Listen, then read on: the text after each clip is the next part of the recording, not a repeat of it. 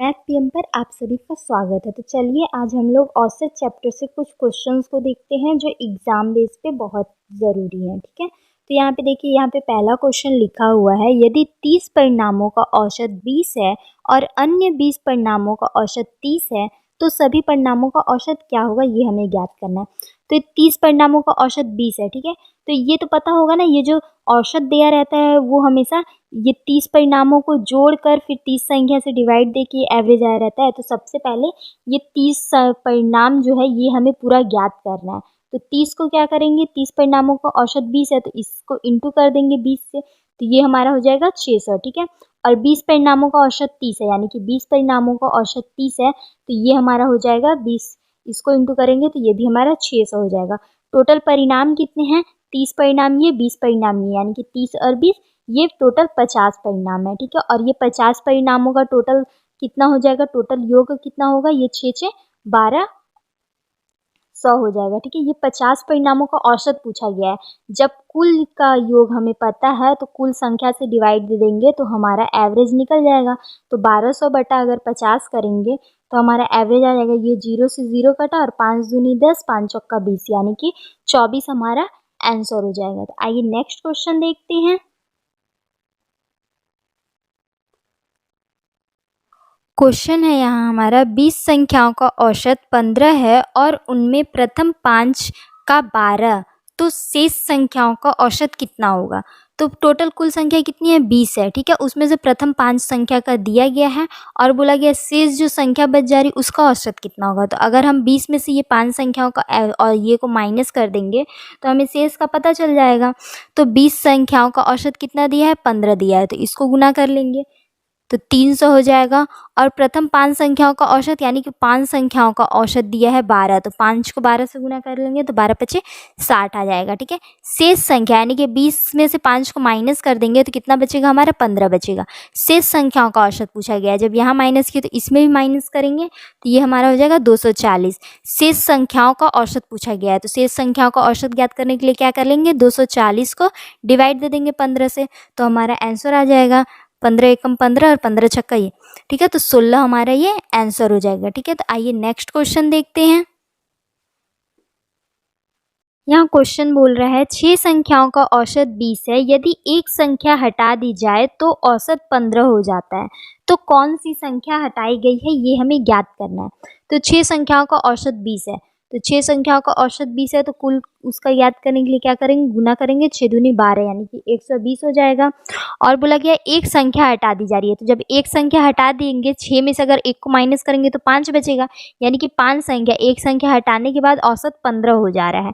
तो 5 संख्याओं का औसत 15, यानी कि 15 पचे 75। ठीक है, तो ये हमारा 75 ये हो गया। तो पूछा गया कौन सी संख्या हटाई गई है, तो एक संख्या जो हटी है वो कौन संख्या है, तो इसको अगर इसमें से माइनस करेंगे तो वो संख्या हमें पता चल जाएगी। 120 में से हम 75 को माइनस करेंगे तो 45 हमारा आएगा। तो यानी कि वह संख्या कौन संख्या हटी है, तो 45, यानी कि 45 जो है वो संख्या हमारी हटी हुई है, तो यही हमारा आंसर हो जाएगा। ठीक है, तो आइए नेक्स्ट क्वेश्चन देखते हैं।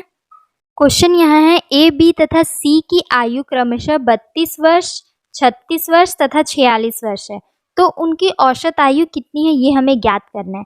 तो इसका क्या था, जब तीनों दिया रहेगा तो एवरेज निकालने का क्या फॉर्मूला है, तो कुल का योग डिवाइड बाई कुल संख्या, कुल संख्याओं का योग डिवाइड बाई कुल संख्या, एवरेज निकालने का ये है। ठीक है, तो कुल का ये कुल का योग, यानी कि कुल संख्याओं का योग 32 प्लस 36 प्लस 46 डिवाइड बाई कुल संख्या, तो कितनी संख्याएं हैं, ए बी सी, 3 संख्या है ना, 1 2 3। ठीक है, तो डिवाइड बाई 3 से डिवाइड देंगे तो इसको टोटल जोड़ेंगे तो ये हमारा आ जाएगा 114। 114 को 3 से भाग देंगे तो हमारा आ जाएगा 38, यानी कि इनका औसत आयु कितना हो जाएगा, 38 वर्ष इनकी औसत आयु हो जाएगी, यही हमारा आंसर हो जाएगा। तो आइए नेक्स्ट क्वेश्चन देखते हैं। क्वेश्चन है हमारा, ए तथा बी की औसत आयु 20 वर्ष है, बी तथा सी की औसत आयु 19 वर्ष है, सी तथा ए की औसत आयु 21 वर्ष है, तो ए की आयु क्या है ये हमें ज्ञात करना है। पहले जो बोला है वो लिख लेते हैं।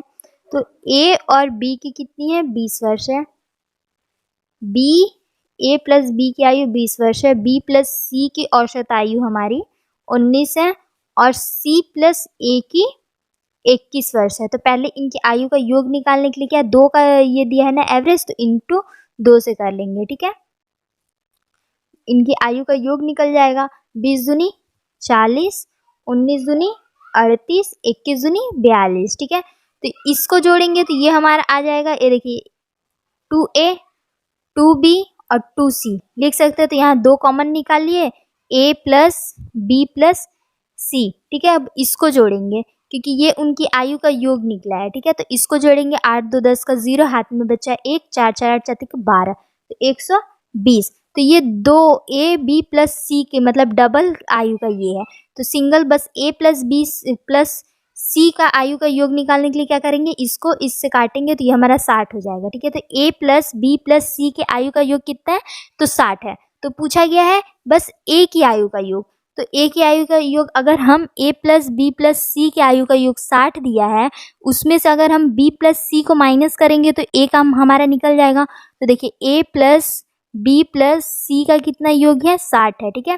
तो अगर हम B प्लस C का आयु अगर हम इसमें से माइनस कर देंगे तो हमारा क्या बच जाएगा, A की आयु का A की आयु हमारी निकल जाएगी।